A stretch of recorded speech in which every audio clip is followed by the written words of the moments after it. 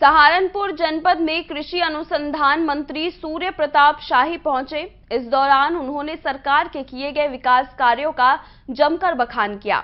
इसके साथ ही उन्होंने लंबे समय से चले आ रहे किसान आंदोलन पर भी तंज कसा। सूर्य प्रताप शाही ने कहा कि सरकार ने किसानों के हित के इतने काम किए हैं जो किसी और सरकार ने नहीं किए। इसके बावजूद भी कुछ लोग ऐसे हैं जो किसानों को भ्रमित कर रहे हैं। इसके बाद उन्होंने किसानों से अपील करते हुए कहा कि भ्रमित होने की जरूरत नहीं है। केंद्र सरकार लगातार किसानों के लिए विकास के काम करने में जुटी हुई है। किसान खुश है भाजपा में, तो क्या वजह है कि भाजपा के बैनर तले किसान आज भी आंदोलनरत है? वो स्वतंत्र हैं अपने आंदोलन और अपनी बात को रखने के लिए। हमारा काम है कि हम किसानों के खुशहाली और समृद्धि के लिए निरंतर काम करें।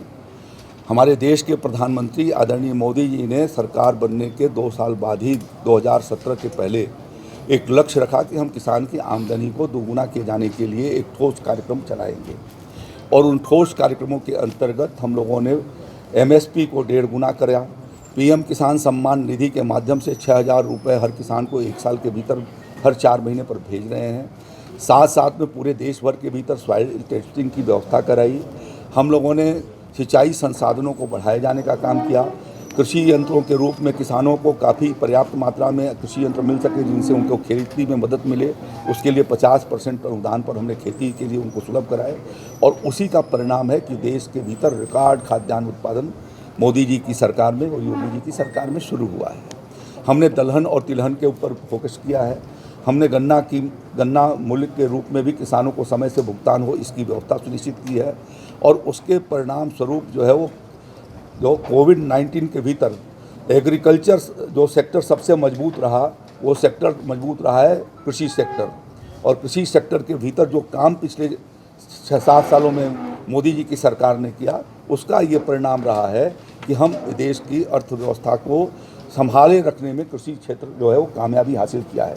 और इसलिए आगे भी हमारा ये फोकस होगा कि किसानों को हम कैसे बेहतर कीमत दिला सकें। हम MSP लगातार समीक्षा करते हैं, समय से उसको बढ़ाते हैं।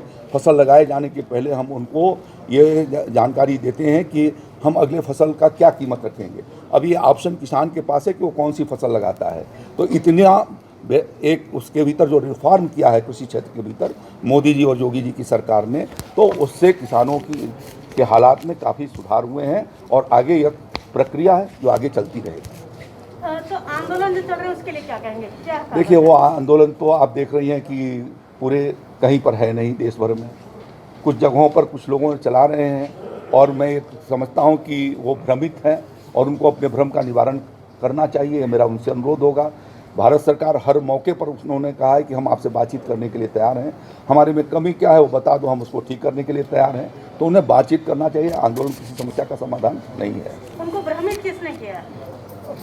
कुछ लोगों ने।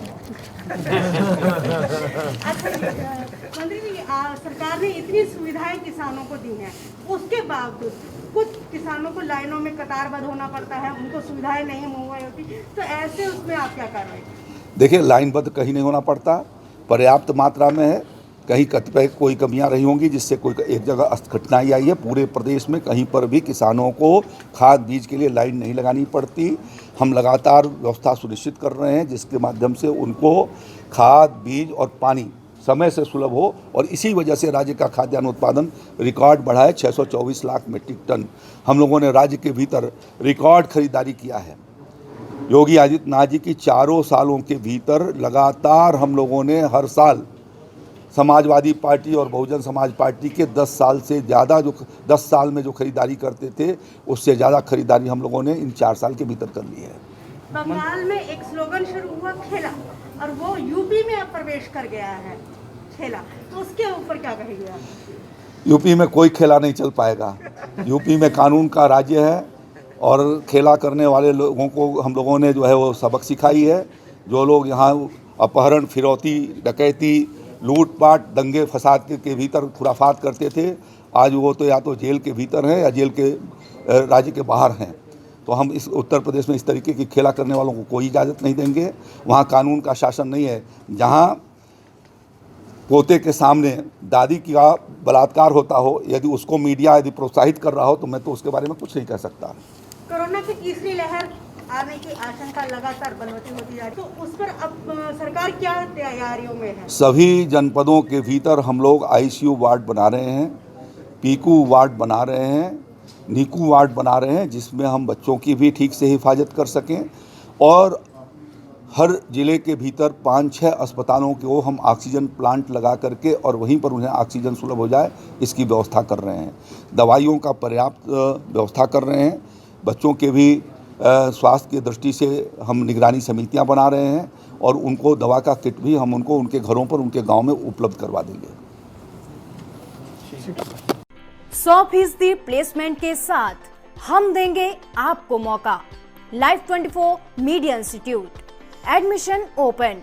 रजिस्ट्रेशन के लिए कॉल करें 95604 64170, 95604 64170।